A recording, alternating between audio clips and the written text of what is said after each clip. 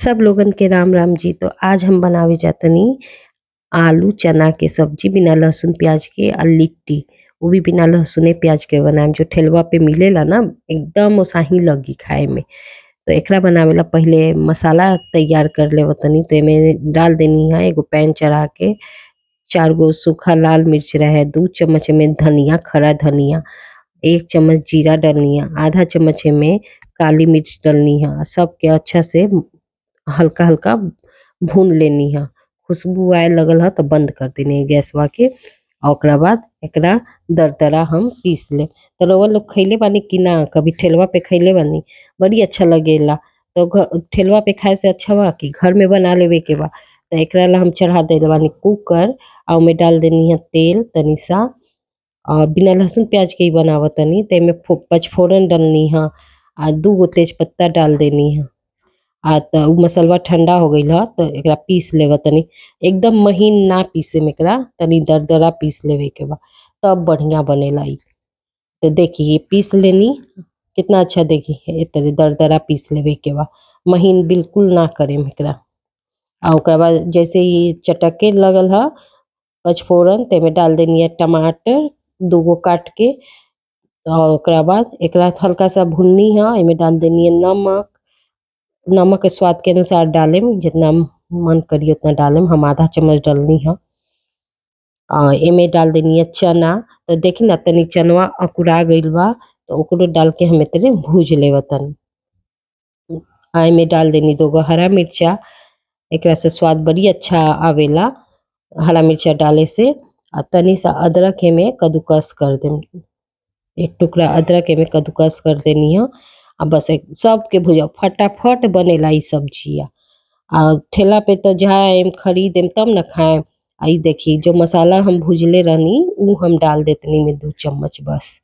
बस यही मसाला पड़ेला और कुछो ना पड़ी। बस तनी सा हल्दी पाउडर, तनी सा पानी डाल के एकरा भूज लेवे के बा। आलू हम उबाल के रखले रहनी पहलिए से, तो ओकरा छील लेनी। आ बड़का बड़का टुकड़ा में तोड़ लेवे के बा, महीन ना करेम, न तो रस हो जाई एकदम गाढ़ा, तो उ अच्छा ना लगी। तो देखिए ए तरह तोड़ लेवे के बा।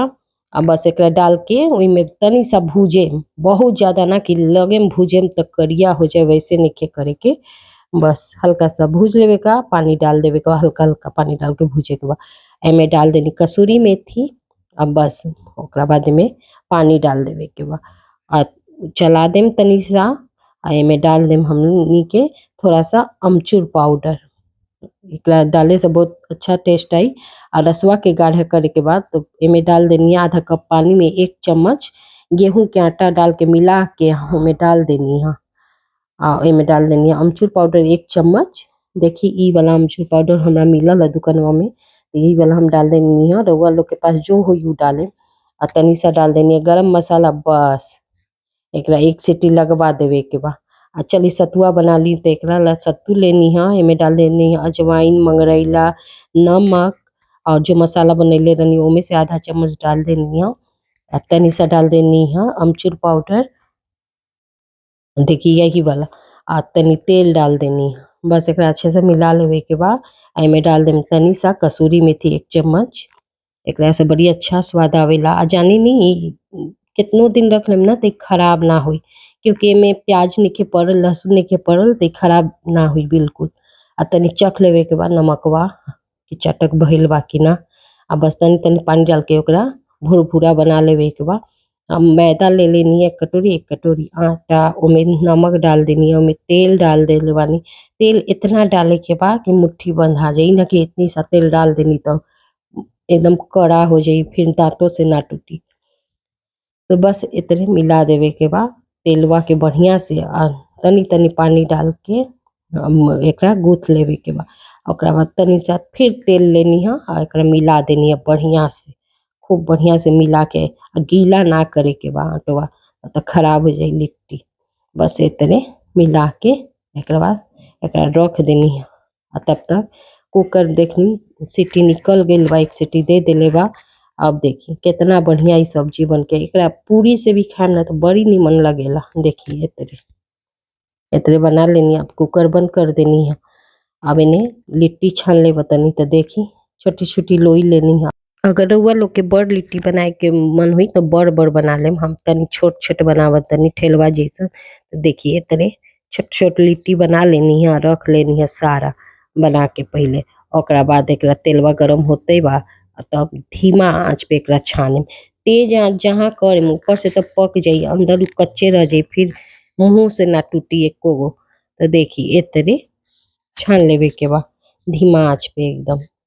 अब देखिए कितना अच्छा धीमा आंच पे फूल फूल गईल ह तनी सा। तो देखिए तरे छान लेवे के, उलट पलट करते हुए छान लेवे के बा। आ तेज बिल्कुल ना करे मचवा, ना तो अच्छो ना लगी। अब देखिए छना गई, अब सबके निकाल लेनी है।